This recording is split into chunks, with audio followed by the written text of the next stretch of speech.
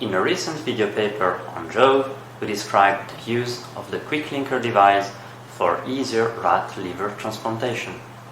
The device is not available on the market, however, it can be manufactured without professional skills. In this video, we describe how to design and shape a complete kit starting from common laboratory material. Enjoy the video.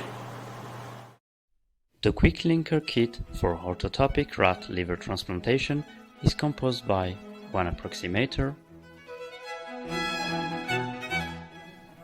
one ring for the infrahepatic vena cava and a smaller one for the vena porta. Secure a number 10 scalpel blade on a wooden board with a tape. Tuck the center of the ring under the microscope. It should be located 1.2 cm straight from the groove of the scalpel. Mount a diamond bit on a high-speed rotating drill and drill a 2 mm hole.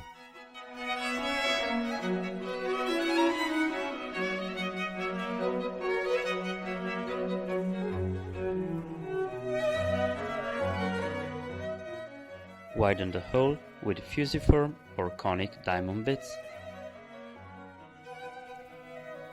The hole diameter should be 2.6 mm for the portal handle of rats weighing between 180 and 240 grams.